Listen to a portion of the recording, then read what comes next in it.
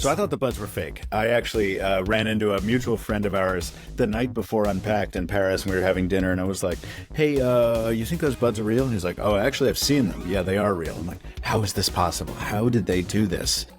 I love these, but these are my favorite buds I've used in years. I will never ever wear them after the review period until I can get the silver ones in, because you like, I can't believe they shipped them in white with this design.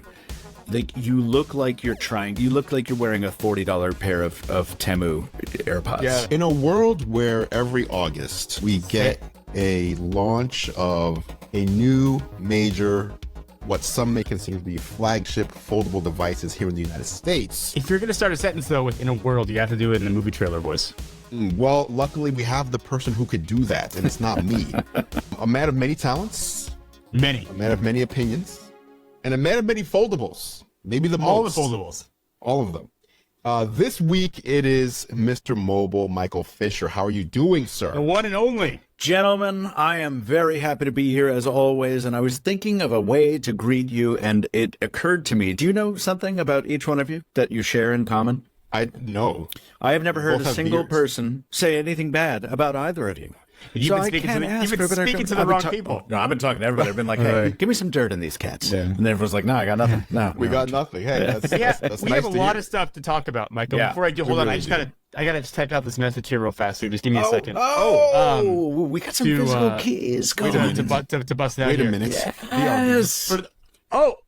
This? Anybody has? What phone is that? Yeah, so for those that are, again, not on the YouTube side of this, I have my 15 Pro Max in this beautiful clicked keyboard, which not only protects it, but also gives me a full QWERTY keyboard on the bottom. And when I type, this just came in. When I type, it's not taking up the screen. So I get a full screen when I'm doing sacrificing any screen real estate, and it's so satisfying, isn't it, John? Doesn't it feel good to have physical buttons again? And the reason I'm bringing this up, yes, is because you chose the wrong color. Like, what are you doing? We got a bumblebee bro over here. I like this. I'm a simple man. Is because the man who made this possible is actually Michael Fisher. This is your first actual product, is it not? That is correct. Yes. Sold in Best Buy online, legit. Absolutely. Product. Tangible. I just got a photo of a pallet full of them on its way to Best Buy to be in stores. So yes, it is absolutely wild. I thank you guys so much for actually having them and displaying them and clicking away on them. It's using them. So good. Yeah. So what's the story? How did we come to this? Background. So I got a call a little over a year ago from Crackberry Kevin, whom I know both of you know well. Oh yeah. And we were just catching up, and he says, I'm going to show you something. If you tell anybody about this, I will have to kill you, and then we can't be friends anymore. I said, okay. So he sends me this render while we're talking, and I look at it, and it's what became Clicks. It's a physical keyboard under an iPhone, but, it's like it doesn't exist in the real world. It's just a vector model. And I look at it, and I have what Kevin has since come to start calling a whole body decision. Both my head, or all three, my head, my gut, and my heart, all three at the same time are like, yes. And I, in a fit of business acumen, or perhaps the opposite, I said, look, whatever you do, Mr. Mobile has to have the exclusive first video on this. And within 6 days, we were just talking so much. I was giving so much product feedback that he was like, this is stupid. We're building a company. You need to be a co-founder, and let's build the company and the product together. So that I think 8 months later, we launched at CES. So we shipped 8 months later. Yeah. That's very fast. For a hardware product. It is. That's very fast. Yeah. It's pretty incredible. Now, things like this had existed before, but they haven't found the success I think that Clicks has had. So what makes this different? Yeah, I think hold on. Didn't Ryan Seacrest of all people try to do this and failed? Absolutely right. Well, see, that was a different time. That was perhaps my one concern initially was is it too late to do this? It turns out when you wait this long to bring physical keys back to smartphones, it kind of creates its own hype generator, right? Because everyone's like, oh my God, what are you doing? So everyone stops to look. And even if, have 1 out of 2 people is going to make fun of it. Well, at least they stop to look and they comment, so that engagement is really high. Also, just to like the Ryan Seacrest stuff, the typo, that was also made for a different time. It was when people still carried BlackBerries but wanted iPhones for the apps. So it was like, how do I turn my iPhone into a BlackBerry? And that's not what we're doing. We're just adding, like, much more like a Magic Keyboard you add to the iPad. We're adding a physical keyboard option to the iPhone.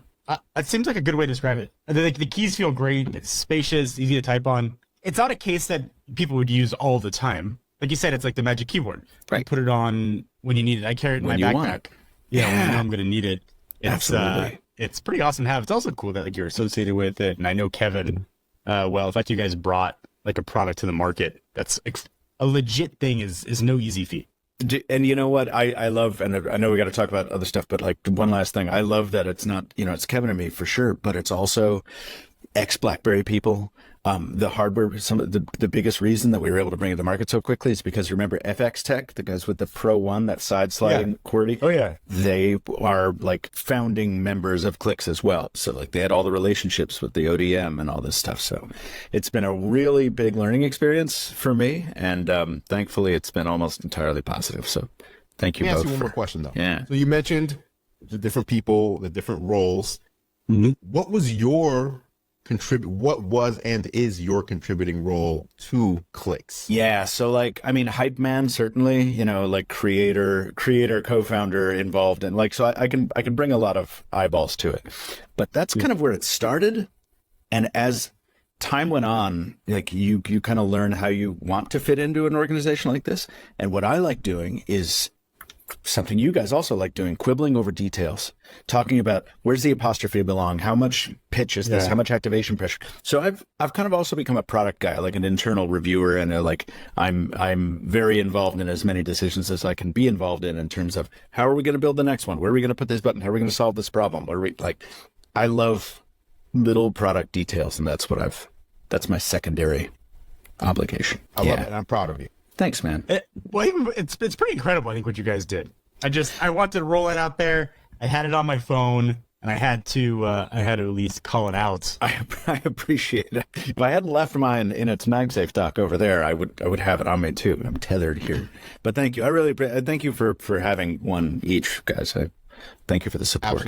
Absolutely. Now, John, I want to go to you real quick. Fire away. A bit of guidance here, because there's 2 ways we can go with this conversation. Okay. And I want to know if you think we should go with what I think would be should we start with the positive area, then end with the negative, or should we go with the more controversial and then head into the positive? I mean, if it was like a conversation with somebody, you always start with the positive, but I think you probably go right into the controversy. Oh, okay. We're going to go controversy. Just jump in. Okay, so we are going to be talking about these foldables and Samsung devices, but before we do so, I'd like to bring up a topic of conversation that I know is near and dear to Michael's heart. Oh, boy. And that is AI hardware and software. Artificial intelligence, it's taken the world by storm over the past couple of years. And I know this man has some strong opinions. So, Mr. Fisher, what do you think? What do you think of the current landscape? So obviously you've tried things like the Rabbit R1, little personal communicator, hooks into AI. You've tried the Humane AI pin. I have. Maybe we'll just start there with the hardware devices, dedicated hardware for AI. How are you feeling about it today, here in mid 2024? It is a dead category. Dead. There's no coming back. It's over. It has been thoroughly and rapidly demonstrated that anything these devices could do, your smartphone can do as well or better. And the only thing that would have saved the category from that is if a critical mass of people were in fact as sick of their smartphones as everybody says they are, but no one wants to be rescued from their phones. People love their phones. And so no, the AI gadget era came and went, has come and gone already, is my view. And you do not believe that there's anything that either those 2 companies could do, whether it's with newer hardware or with updates, or a more established company like, say, Samsung, for example, just to use a larger name, could do to release something that is just a dedicated hardware AI companion that is not a smartphone? I think there may be room for a companion. I think Rabbit you have to take separately because they've got so many problems in terms of their credibility and all that stuff. That's like a whole podcast in itself, right? But I think Humane, I want to say, like, I really admire Humane, and it really broke my heart how unfinished the product ended up being and what I knew that meant for the company. Because some of those concepts, people make fun of that laser projector, but I think it's one of the coolest display substitutes ever. I think a voice forward interface is also pretty cool stuff. We've obviously had Google Home in our house for a long time, but you know, when you launch under that big, dark a cloud of unfinished functionality, you've only got so many places you can go. Obviously, we've all heard that they're looking to sell themselves already, which is just such a bummer. So I think the only future that I could see for that particular product category, the wearable, would be as a phone companion. Like, it's not replacing your phone; it's an accessory, right? And if you want to make it AI forward, you know, it still makes sense. Like, I did love tapping it and asking it questions on walks and stuff. My cats had just gotten sick. I would walk to the vet or walk to the pharmacy and like ask it questions the whole way. And as long as I put that stupid filter on in my brain that you have to, which is like, I'm talking to an LLM, it could be giving me a recipe for, you know, cheese sauce. But like, as long as you understand that it may not be useful, that's pretty cool. And there's stuff to explore there. But as a standalone, you know, for companies whose only thing is making those, no, I don't see a future for that. The phone's too powerful. John, were you using any of those yet? Have you used the Humane or the Rabbit, and what did you think? I use them. My opinion is very similar to Michael's, and I think really similar to anybody who's played sort of a modern day one release of a video game. What you see and what you are promised is generally not what is delivered. It's a good analogy. I think we always preface it with like, I know the work that went in, I know the people, and they're great. And that two things can be true at once. The people can be great, and the company can be okay. The product can still be garbage. And you can only evaluate a product how it exists, right? Future software updates coming are not guaranteed. You've had enough stuff where future software updates never come. Those products, as they shipped, did not deliver what they were supposed to. Yeah. Yep. Yeah, I agree with that. I was so excited about this product category. I think mostly because it is so new. I feel like things have been kind of stagnant for a while.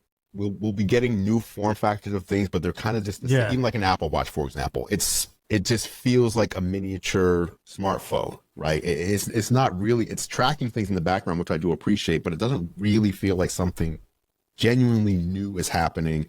A tablet just feels like a larger smartphone, right? So everything just feels like different sizes of the same thing with slightly different capabilities.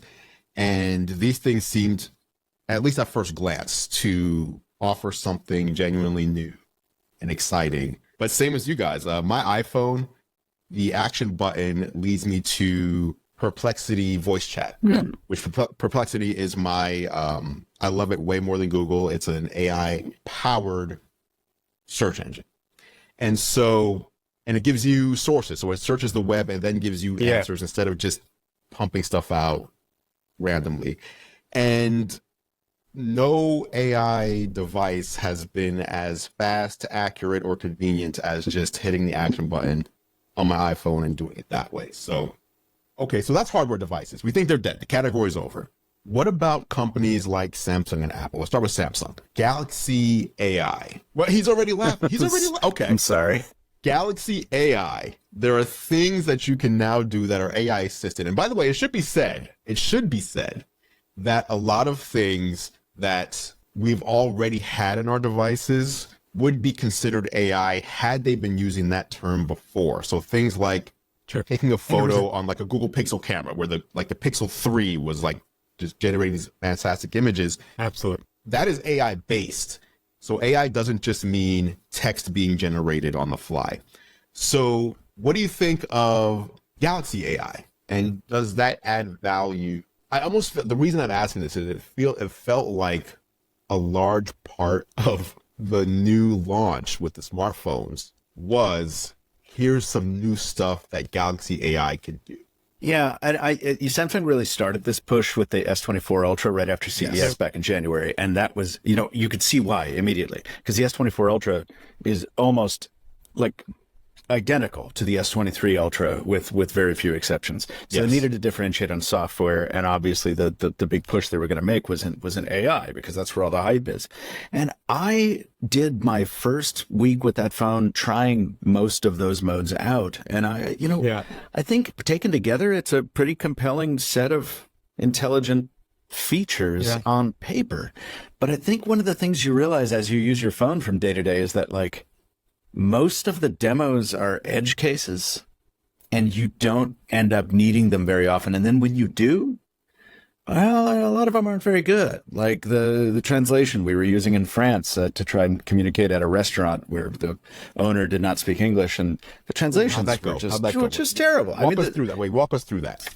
There's a, sorry about the background noise, by the way, my cats are playing. No, I prefer it that way. Good. Yeah. Well, we found a delightful Parisian restaurant that could only seat 7 people. And the whole thing was run by one old woman. She was like in her 80s, and she cooked, she served, she cleaned up, she did everything. Wow! But she didn't speak a lick of English, so she came prepared with her Huawei phone with Google Translate on it, and we would kind of compare and contrast the output between Samsung Live Translate with Galaxy AI and Google Translate. And she's saying things like, I can bring you the vinegar, but only 20 years if you go. And I'm like, she talking about wine vintages? Probably. You had to do that at every point, whereas Google Translate would get you a lot closer to it. So I even asked, I was like, Samsung, what's powering that? Like, is that, do you guys have a partner for that? They're like, no, that's our model. Whatever they name their model is, I don't know, who knows. So it's like, okay. And they're kind of all like that, and the other thing is that stupid demo that I wish people would stop doing, of just like, what happens when your friend sends you a text and you don't have time to write a response? AI can write a response for it. It's like, no, just text your friend. Stop it. So like, there's so much of this useless cruft being like shoved down your throat alongside stuff that could be useful, but doesn't really work all that well. So that's why I tend to just laugh. It's also just so transparent. It's like, hey, for whatever reason, we can't iterate as quickly as we once did on hardware. So, and everyone's talking about AI, and we can't be perceived as falling behind, heaven forbid. So now Galaxy AI, Google, Gemini, like, you name it. And I don't know. I just don't get a lot of value from it personally. So that's where I'm coming from. I kind of feel like AI has become, it's almost like a punchline, despite the technology having a ton of use cases. It's the same thing as last year, but with AI. Everything has AI. And I wonder if that has taken away a little bit from the power of what it's capable of. I do agree on mobile, it is fringe case useful. What I found interesting, I had some time, and I haven't spent too much time with Realme phones, very much at all. But I did spend a decent amount of time with their 12 Pro Plus with AI. And what that phone did was the exact same things that the S24 could do. And that was a phone at $500. So I think as that technology starts to go downstream, maybe we'll see more use case for it. I don't think it's a big democratizing technology, but I agree. I find it fringe case useful. There are a few pictures that I'll run through it to try to clean some stuff up. Maybe I'll want to get rid of something in the background occasionally, but it is not an every time thing. The AI that I find incredibly useful is when I use the Pixel and I take any photo, and then I just watch the magic happen. Yes, that still seems like magical. And that existed whenever I take a before photo. That's AI the thing. That was predating the AI stuff for years, and at least the marketing side of it, which is why it's so wild to have all of this stuff just communicated like it's brand new. It's cool. Exactly. I mean, we're coming out on the 9th version of the Pixel, and I still, whenever I take a photo, I'm like, oh, it looks like crap. And then I wait 6 seconds. I'm like, I am Ansel Adams. Nobody's ever taken a waterfall picture as good as I just did with my Pixel 8 Pro. But have you tried drawing a waterfall and then having the AI take your drawing and spin it into a masterpiece? Now, for those who are on the audio, they're not seeing. I'm gonna go out on a limb, and I think AI is a marketing problem. Yeah, I don't think you can use AI as a catch-all term for everything, because it's like, I'm just glossed over. Yeah, it's like when my daughter tells me about something that she did at lunch. It's like the same story for the past 45 days in a row. Like, it's great. I think I hear AI and it's like glassy-eyed. Same. Same. It's a marketing. I think it's a marketing issue. Yeah. Well, speaking of that, if I can, the last piece of AI we'll talk about before we get to devices, Apple Intelligence. Speaking of marketing. Oh man. Speaking of marketing. We really obviously called haven't used it. AI. Apple Intelligence, AI. None of us have got our hands on it. It's not available yet. It's not even in the betas. But I wanted to get your opinions there because it seems, at least in one key area, that Apple is doing it differently than I've seen anyone else. And again, in one key area. I'm not talking about the image generator, which once again is just, hey, make me this picture with these things, and it just looks like clip art from 1996 has been generated. I'm not talking about that. The one thing I do like the Genmoji though. Make me an emoji that looks this way. I like that.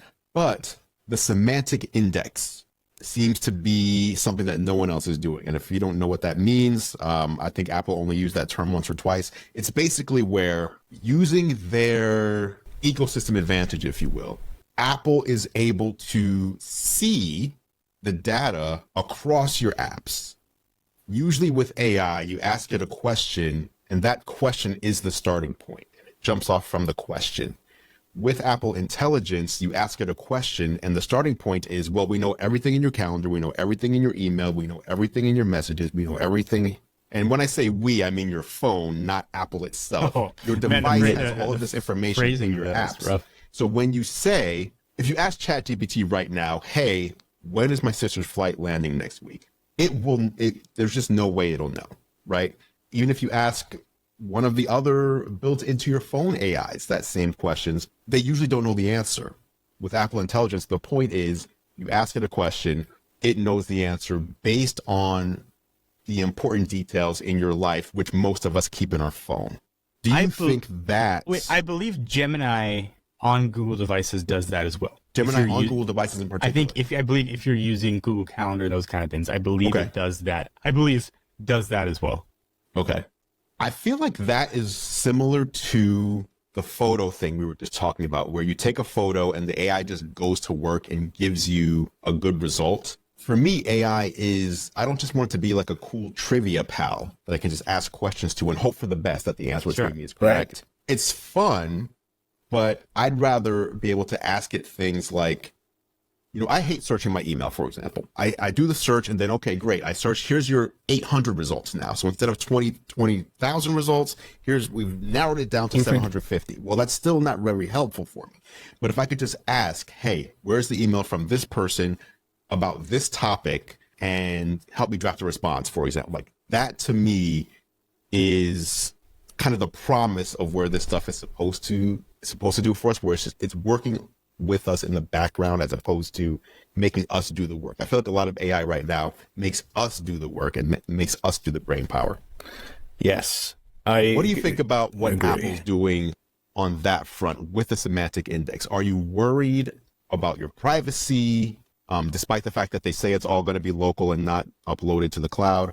What do you think about what they're doing? Are they doing it differently, or are they just getting mixed in with all the same, what everyone else is doing? So I am not concerned about privacy. I feel like that ship has kind of sailed. I've had like all my texts in Google Voice since 2009. Like, whatever. I'm at peace with the fact that Google's going to know all my stuff. And also, I tend to think Apple does a good job at privacy. They certainly talk about it a lot. I think that Also, this reminds me of a demo that I'm sure we've even talked about on the show before. I mean, when the Palm Pre was first being showed around, and you had Roger McNamee, right, who was just saying like, hey, remember, this thing's got GPS and it's got a map and it's got a clock. So if you're late to a meeting, it can send an email to the people waiting for you and let them know how late you're going to be. Like, this is the dream that we've been trying to achieve for so long in terms of intelligent portable devices. And I think Apple, I trust that Apple will probably be the one to bring it in its most complete form first. And just personally speaking, I would love a little assistant, a little AI assistant for my messages too. Not to compose. I'm never going to use that. I hate that feature. But to be like, hey, like you, Andrew, like, look, I know this person has emailed me 1,700 times, but it's a new conversation. They're re-upping a sponsorship. I don't know where it is. Please find it, sum it up for me, and then let me dictate a reply. Yeah, that's exciting. What do you think, John? When you watched the keynote and saw the demos, yeah. again, we haven't tried it, but from what you've seen, I think I am so numb to AI that I almost zone out. Like, I'm sure it's gonna be great and cool. I don't know if I'm a minority. I can talk about it. I honestly just don't care. Like, if it worked as advertised, I will use it. If it doesn't work, I'm not gonna use it. Let me ask the question a different way. I don't care. Let me ask it a different way. Forget the term AI and all that. Okay. What would you hope, or do you have like a small wish list or things that you wish you could just say to your phone and have it just do for you? A modern Siri, and we could beat Siri to death. I think I've made those jokes well deserved for years on this podcast. But a modern fully functional Siri.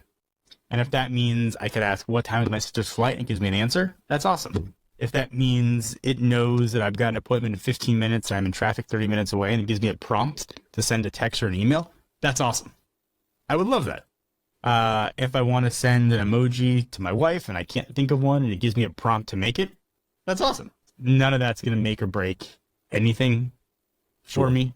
And I think we've all been sold so much for AI, and AI's just been talked to death. Yeah. Apple can call whatever they want. It's almost numb to it. That is not to say I don't appreciate what it can do.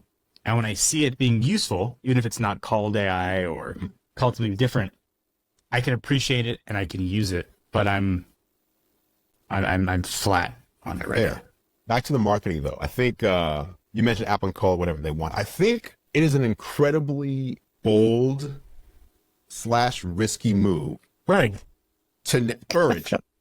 To name it Apple Intelligence, because if it doesn't work the way people hope or expect it to, and they stamp their name on it, right? Like, if it doesn't work, that's actually bad. Yeah. Apple Intelligence is bad. If it was just AI, we'll say, okay, well, we all know AI is hit or miss, right? Apple Intelligence that you stamped your name on, that can't be hit or miss. Like, if they're trying to sell it as almost like a whole new platform in a way, I expect, in future keynotes, there's going to be an Apple Intelligence section with here's what's new this year in Apple Intelligence. It's a bold move to put your name behind it. And I almost feel like that's why they don't have a chat bot. The chat bot is relegated to ChatGPT if you want to use it. Everything that Apple Intelligence doesn't require, there's no conversation back and forth with it. Can I wager an Apple Intelligence guess? Please call it educated. I love when you call it educated, call it ignorant. But the amount of dollars that Apple has put into research and R&D is astounding.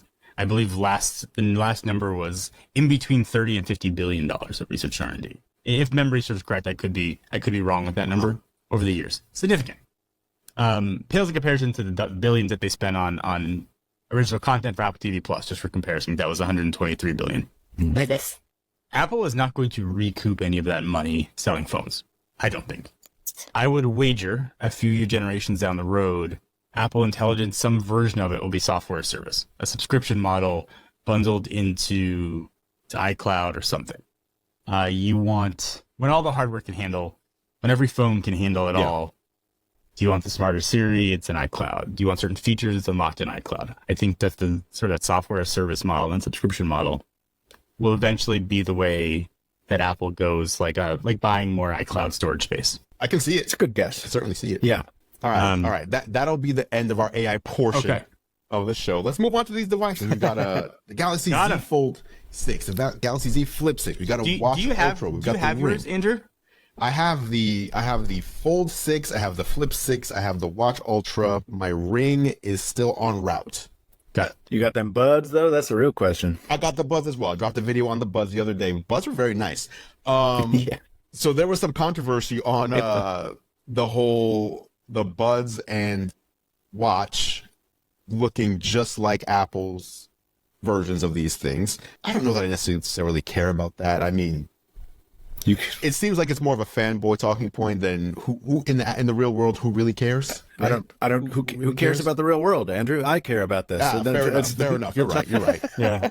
Okay. Well, we'll start there then. What did you think? We saw the leaks. We saw the renders. We saw the watch with the Apple Watch Ultra, the Galaxy Watch Ultra. People were like, that can't be real. That's fake. There's no way they're going to do that. They did it.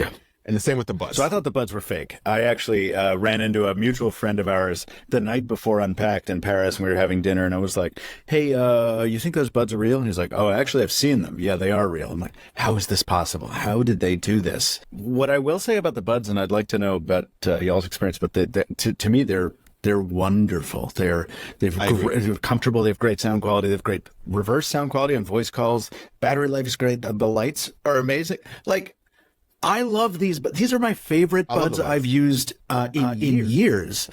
I will never ever wear them after the review period until I can get the silver ones in, because you like, I can't believe they shipped them in white with this design. Like, you look like you're wearing a $40 pair of Temu AirPods. Yeah. I can't believe Luckily, I got the silver ones. Oh, good for you. I'm going to buy the silver ones because I can't walk around and maintain respect for myself while, like, pretending these aren't AirPods. So I don't know why they did that. That was a total unforced error. They didn't need to design them that way. I do not believe them for a second when their explanation is, no, we just, we did a lot of studies and we found this is really the best shape. It's like, no, that is not what happened, and I don't believe it. And also, the Apple Watch, if you take the band off the Apple Watch Ultra, it doesn't look like a ripoff. It's the band. It's the band in orange and the band with the holes in it. They didn't need to do that. And the fact that they did puzzles me to no end. It's so strange to watch Samsung return to the bad old days of being an Apple also ran in the design department. I don't understand what's happening. The band, and also the render with both the band and the dark mode with the red face. Oh yeah, that matched the red face as well. Yeah, and the orange action button that is not a home button, even though it's at the 3 o'clock position where you would want a home button to be, and you can't reassign it. And the watch has a lot of missteps, but I've been talking for a minute. I'll let somebody else talk about them. Don. Yeah, so I have like a lot of thoughts. I think I want to start with the watches if I can. If there's one area where Apple has been unquestionably superior, it's been in the wearable department over Android. But the Apple Watch, for almost every use case, maybe the exception of some fitness stuff that Fitbit or dedicated fitness tracking, is a superior device. I think anytime you have a company like Samsung committing to a wearable for Android, and especially when it take the looks out of the equation, it's better for the industry. The design is very clearly influenced, but if you can live with that design, I think what they made is still a really good product. And I think the gap between what you can have on Android and what you can have on Apple is getting smaller and smaller generation over generation. And this is probably a pretty big step to closing that gap. Can I ask a question on that point? Yeah. How do you feel about the Apple Watch, the Samsung Galaxy Watch Ultra and the Galaxy Watch 7 versus the Pixel Watch 2 and what we've seen of the Pixel Watch 3? Like, because to me, I tend to prefer the Pixel Watch, but like, what's your feeling? I love the design. I love design of the Pixel Watch personally. It's too small for me. Agree. And because it looks so good because of the round shape, you do lose screen real estate, which is it's certainly a fair trade-off. I wish there was a larger version, and I would probably wear that much more often when I'm on the Android side. Agreed. The leaks say we should get a larger one, so I hope that's true. And if you could pick one knock on, that would definitely and constantly checking heart rate would be things that could probably be addressed. I don't know that I feel like I'm an outlier here. All right. I have never liked. No, I guess the best way to say it, I like the circular displays when I'm looking at the time. But if I'm doing anything else on my watch, I agree that I just hate when text gets cut off because of circles are not great for digital information unless it's, visuals. Like a watch face is a visual that's meant for. But as soon as you're reading text or you want to do messaging or reading something, it just feels like, you're losing, it feels like about half your screen real estate, because if you consider where the square would be and all those pixels that are missing, half of them are gone. So it's a lot of wasted space for sure. I've just never been into the circular watches, and I've always been against the call for Apple to make a circular watch, because I just feel like you're going to, when it comes to information, except for the time, you're regressing in usability. Is circular watch like a mini iPhone? Everybody says they want it and then nobody buys it. Probably. Nobody actually would get it. I'm on team big circle because I think with a watch, like, for me, what I want a watch to look like first is a timepiece, and that timepiece happens to be smart. I don't want to wear a calculator watch. They were cool. I was in third grade. It was great. But I don't want to wear a calculator watch. So, like, you know, that's the difference between us. I want a device on my wrist that does happen to tell the time in a way that I want a device in my hand that it does happen to make phone calls, but it's not really why I use it. Understood. But speaking of those devices, what about these phones? So you mentioned how the S24, very similar to the S23. And to me, I guess actually a question for both of you guys, I know you love these so much. The Fold 6 feels so similar to me to a Fold 4 and 5 because the 5 didn't really seem that much different from a 4. This is the third year in a row where, to me, it feels like Samsung doesn't know where to go with the hardware as far as iteration goes, or how to iterate, other than we're going to take last year's chip out, we're going to put this year's chip in, and we're going to do very minor tweaks. Now, I do appreciate the lighter weight a lot, actually. And I do appreciate the 1.1 millimeter. Is it 1 millimeter? It's 1 millimeter, yeah. 1 millimeter wider front display. I do like those things. But to me, that's not enough, especially to justify a $100 increase in price as well. What do you guys feel about that? What am I missing, if there is something I'm missing? You said what I mostly have been thinking. I think you needed to do one thing. If you're Samsung, you need to do one of two things. You can make a very iterative upgrade, and then you can drop the price by $200, or you can really try to make a OnePlus Open competitor, like swing for the fences again, and then you can increase the price. You can't do, like, they did both bad things. And the result is a product that, honestly, the thing that I will say that you didn't is that when you use it, you get it. Because, like, on paper, on a screen, or whatever, it's like, oh my God, and by the way, it's like the same for 4 years, not just 3. Like, the Fold 3 is when this design language started. So, oh my God. But then you use it, and yes, the lightweight, the thickness, the hinge, the new display material, like, all those little things do kind of come in, and you're like, damn, this is refined. Like, of course they're on Gen 6. This is tight. This is what it should be. And Ben Schoen at 9 to 5 Google said it best. Like, it's a great phone. You just have to ignore all the competition. And that's you can't do that. Like, it's a miss. They shouldn't have been this conservative this year, in my opinion. I think it always comes down to the new user versus the existing user.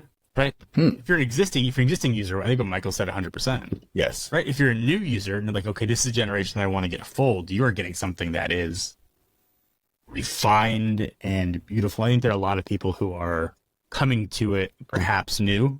The price, I don't even need to say about the price out of it. But if you are a new user, it's going to be a magical, wonderful world. If you've been a Fold user since Gen 3, it is small improvements that are probably not worth an upgrade. Would you recommend a new user, hey, I'm looking at a foldable now, it's going to be my first one. Would you recommend a Fold 6 over something like a OnePlus Open? Because the OnePlus Open, I feel like, is the gold standard right now. Aside from the chip that's inside of it, of course. You're getting a better chip inside Samsung. I would, for one reason. It is easy. If something goes wrong, it is easier to get a Samsung phone repaired. It is not easy. It is still a foldable. It still sucks to get them fixed, but you can still go to a U-Break iFix, I think, unless they've taken their parts away. But whatever, you can get that done a lot more easily than you can by shipping it to OnePlus, and God knows how long that takes. What did you guys think about? So in the briefing, one of the things they said was, in regards to foldables, 80% of consumers have never even touched one. So this is still a new category. I laughed when they said that. And the reason is, no one called the Galaxy S6 or the iPhone 5, which would have been the 6th generation, when you consider the S revisions, new categories. These were more established categories already. To call something that's 6 years in new, to me, felt almost like, it felt like a non-answer or almost a lie in a way. Yeah, it was the same thing when they were talking about the earbuds on stage, and they said we've stayed true to our design identity. It's like, no, okay, you're just, I think it's a way to softball the facts, which is that like, yeah, the adoption has been slow for foldables because they've been expensive, maybe because they're difficult to repair, but I think largely because most people, like in the U.S. in particular, like who's the target market? Like those people have iPhones and they don't want to leave them. I talk to them every day. Every time I pull out a foldable, I cannot get away from a transaction at a counter without somebody talking to me about foldables. And they always love it. It's always positive, and it always ends with, well, but I'd never leave my iPhone. That's the problem. Like it's not, it's not that it's not that it's a new category. It's not that it's not mature enough. It's that people don't want to leave the iPhone. If that's the problem, what's the solution? A tyrannical government that breaks up Apple. No, I don't know. Like, right, Google has to figure out a way, in my opinion, to effectively counter the Apple ecosystem advantage, which is profoundly strong because it's a very compelling benefit to owning Apple products. I think the foldable right now is the answer to Apple. It's the one thing that Android can offer undisputably different than what Apple's doing. Or absolutely.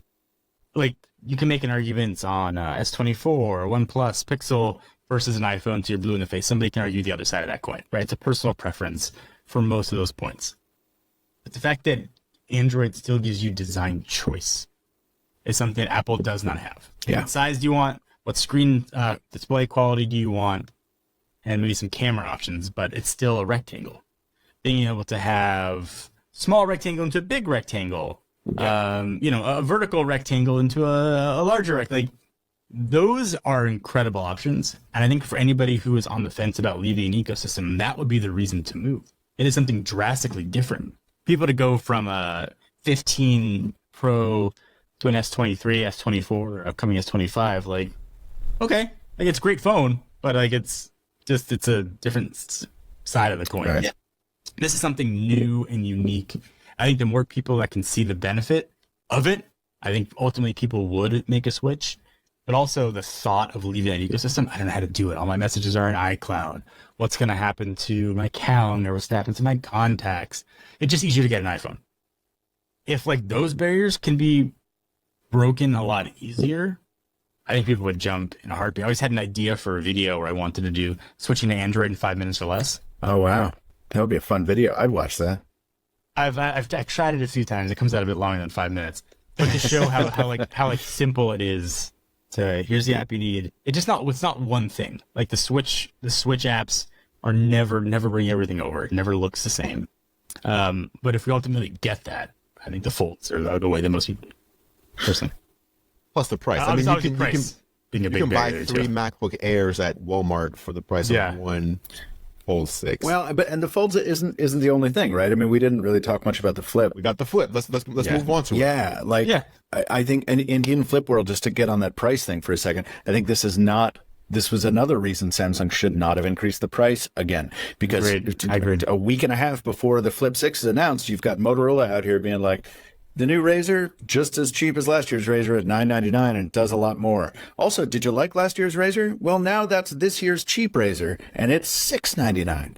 Yes. And they're fun. That's smart. Material choices, color choices. It's like weird little software tweaks. You reach for it and it wakes up. It's like, there's delight in it. And the Flip 6 is cool, but there's not as much delight. There's not as much whimsy or personality. And with that price gap on top of it, it's like, wow, Motorola, I think they're going to do very well this year for people who want to buy flip phones. I wonder why why Samsung doesn't do what Apple and Motorola are doing now, which is our last year's phone is now cheaper, still available. Right. And even with Apple, you can go buy the 13 and the 13 mini right now for even cheaper. They keep the phones selling for 3 years, basically. Yeah. Why wouldn't Samsung have a Fold 5 and a Fold 4? Like, if you want something cheaper, you just want to get into foldables, we've got the older ones here. I wonder if it's a matter of not wanting to like keep these old kind of defects in the marketplace, because with every generation of foldable, this is another challenge. Yeah. There's always something that's like, damn it, the screen protector bubbles up or the hinge squeaks or whatever. Like, and every generation they're like, yeah, we got a new glue on the screen protector, we got a new fluid or whatever. That's a fair assessment. You know, so it's like, no, but that was a headache. We don't want to take them to the landfill and make sure nobody sees it. You know, go bury him next to the ET games. Yeah. Right. That's speculation, though. That's the only thing I can say. No, it's proven. They dug it up. No. I mean, no. The speculation was on my part. Oh, yeah. I was like, no, I know the ET ET game is real. Yeah. But no, I would love to see John, that. have you used the Flip? Yeah, I have. I do want to give Samsung credit for one thing, though, that might make up the price increase. Their trade-ins are insane. Yes. Very true. Right? Like, their trade-in values are nuts. So maybe that balances things out a little more. Certainly helps. Yeah. Also, the new camera sensor, too. Very, very good to have a flip phone that doesn't have a terrible camera, right? That's fair. All right, the other new product, I haven't checked this one out at all, but the Ring. The Ring. I haven't got my Ring in yet for my review, but did you, Michael? You got your Ring? Did you go home with a Ring from Paris? No, indeed. I am wearing a Ring Con because they are a sponsor. Disclosure, I have a sponsor from a rival, so my opinions are not to be trusted. The Ring Con ring is great. I did a thing with them too. Agreed. And I wear an Aura or a Ring Con. Honestly, I think either one of those are eerily similar. Yeah. For the results you get. It's mostly like a UI difference. They all feel the same. For the information that you get. They're both great products. Question, you guys, can about the Ring. Did you expect Samsung to do something crazy? Because I did.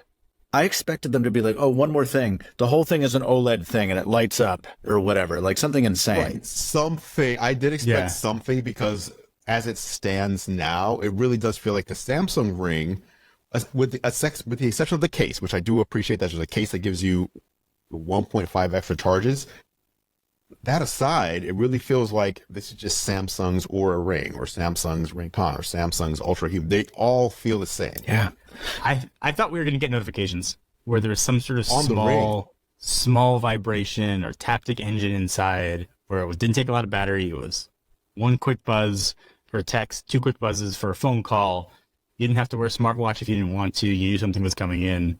What an incredible way to be woken up if you're sleeping and sleeping with it. There's a slight vibration on your finger. I'll be like, that would have been it. Like, I'm in. Yeah. Huh. Probably battery and hardware. Size. I really wonder if you can put any haptics in something that thin, because I feel like it would need like a lump to it. I think it would be probably easier to do a light on the underside that gets really bright or something. Even that. Yeah. Yeah, it's weird. It's really just a device to dump data into Samsung Health. Right. That's really the only difference between all the other rings, at least that I've seen. So I was kind of disappointed about that. I'm glad they made it because it does. I think most people see something like Aura or Ring Con, they're just like, I've never heard of this company. Is this thing going to last? And so it provides a health monitoring ring that's backed by a company that you can trust to still be here, right, in a couple of years. But aside from that, it's weird. It is $399, and their arguments are like that's the most expensive one of these, and their arguments are like, well, but it comes with a charging case. Well, so does Ring Con, and so does like Ultra Human. Well, but there's no subscription cost. Well, there's no subscription cost on Ring Con either, and it's like I don't know, why is this so expensive? For Samsung, that's it. Yeah, Mr. Fisher, thank you so much for joining us this week. Michael thank Fisher, you for having me. Always a pleasure. To you guys. Thank you. To everybody out there, check out Clicks. Please do. It has an incredible use case. It works well. It's seamless. I can't overstate how awesome it is to have an entirely full screen, without half of it taking up with the keyboard, and still being able to type. Get your screen space back. Thank you, man. Love it. And that is it for this edition of Geared Up. Thank you so much for listening. Of course, you can catch John and I on YouTube. I'm at youtube.com/gearlive, and John is at youtube.com/John4Lakers. Feel free to head over and subscribe to our channels to stay up to date on all the latest tech. Speaking of subscribing, you can subscribe to Geared Up in your favorite podcast app if you haven't done so already. Just search Geared Up, that's 2 words, not one, in Apple Podcasts, Spotify, Pocket Casts, Overcast, or really wherever you choose to listen. If you like what we do, please consider leaving us a rating and review. It really helps other people find the show. Geared Up is a Gear Live podcast, and you can see more from us at gearlive.com. Thank you so much for listening. For John Rettinger, I'm Andrew Edwards, and we'll catch you in the next episode.